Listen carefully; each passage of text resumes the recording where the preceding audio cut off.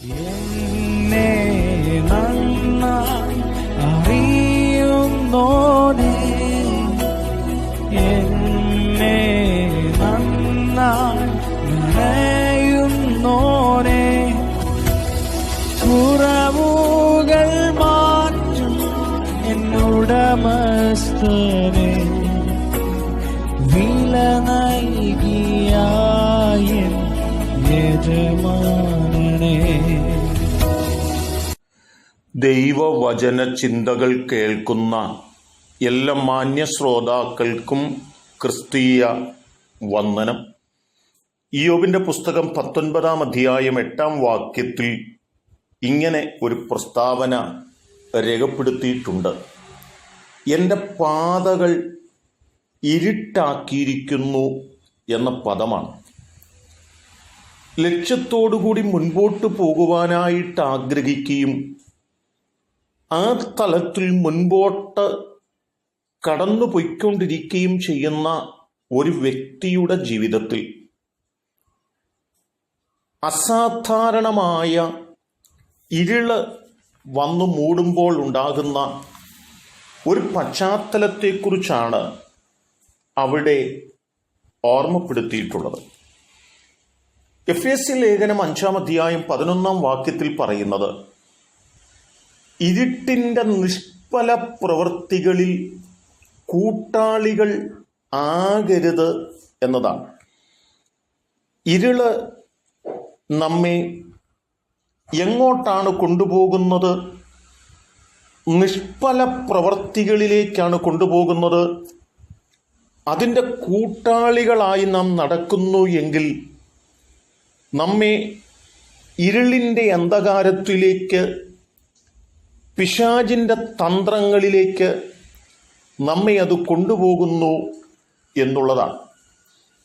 എന്നാൽ റോമലേഖനം 13-ാം അധ്യായം 12-ാം വാക്യം പറയുന്നുണ്ട്, രാത്രി കഴിവാറായി പകൽ അടുത്തിരിക്കുന്നു, അതുകൊണ്ട് നാം ഇരുട്ടിൻ്റെ പ്രവൃത്തികളെ വെച്ച് കളഞ്ഞ് വെളിച്ചത്തിൻ്റെ ആയുധവർഗം ധരിച്ചുകൊള്ളുക. പകൽ സമയത്തെന്ന പോലെ നാം മര്യാദയായി നടക്ക, വെറിക്കൂത്തുകളിലും മദ്യപാനങ്ങളിലുമല്ല, ശയനമോഹങ്ങളിലും ദുഷ്കാമങ്ങളിലുമല്ല, പിണക്കത്തിലും അസൂയയിലുമല്ല, കർത്താവായ യേശുക്രിസ്തുവിനെ തന്നെ ധരിച്ചുകൊള്ളുവിൻ. നമ്മുടെ ജീവിതത്തിൻ്റെ യാത്രകൾ ഏത് നിലകളിലാണ്? വെറിക്കൂത്തുകളും മദ്യപാനങ്ങളും ശയനമോഹങ്ങളും ദുഷ്കാമങ്ങളും പിണക്കവും അസൂയയും ഒക്കെ ഉള്ളവരായി നാം പോകുന്നു എങ്കിൽ നാം ചെന്നുകൊണ്ടിരിക്കുന്നത് ഇരുളിലേക്കാണെന്നും ആ ഇരുളിൻ്റെ പ്രവൃത്തികളെ വെച്ചൊഴിയുവാനും വെളിച്ചത്തിൻ്റെ മക്കളായി തീരുവാനും ദൈവം നമ്മോട് ഓർമ്മപ്പെടുത്തുകയാണ്. നാം ഇന്നലകളിൽ എവിടെയായിരുന്നു? പത്രോസിൻ്റെ ലേഖനം 1-ാം ലേഖനം 2-ാം അധ്യായം 9-ാം വാക്യം പറയുന്നുണ്ട്, നിങ്ങളോ അന്ധകാരത്തിൽ നിന്ന് തൻ്റെ അത്ഭുത പ്രകാശത്തിലേക്ക് നിങ്ങളെ വിളിച്ചവൻ്റെ സൽഗുണങ്ങളെ ഘോഷിപ്പാൻ തിരഞ്ഞെടുക്കപ്പെട്ട ഒരു ജാതിയും രാജകീയ പുരോഹിത വർഗവും വിശുദ്ധ ജനവും സ്വന്ത ജനവും ആകുന്നു എന്നുള്ളതായ പദങ്ങളാണ്. ഈ വചനങ്ങൾ എന്താണ് നമ്മെ ഓർപ്പിക്കുന്നത്?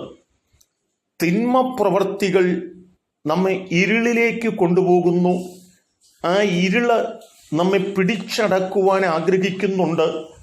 എന്നാൽ ആ വഴികളെ വിട്ടുകളഞ്ഞ് വെളിച്ചത്തിൻ്റെ മക്കളായി വെളിച്ചത്തിൻ്റെ പാതകളെ തിരഞ്ഞെടുത്ത് നാം മുൻപോട്ട് പോകുന്നവരായി തീരണമെന്നാണ് ദൈവം നമ്മെക്കുറിച്ച് ആഗ്രഹിക്കുന്നതെന്നും ഇരുള് തീരാറാകുകയും പകൽ വെളിപ്പെടാറാകുകയും ചെയ്തിരിക്കുന്നുവെന്ന് തിരിച്ചറിഞ്ഞ് ഇരുളിൻ്റെ പ്രവൃത്തികളെ പൂർണ്ണമായി വെച്ച് കളഞ്ഞിട്ട് വെളിച്ചത്തിൻ്റെ മക്കളായി തീരേണ്ടതിന് നമുക്ക് നമ്മെ സമർപ്പിക്കാം.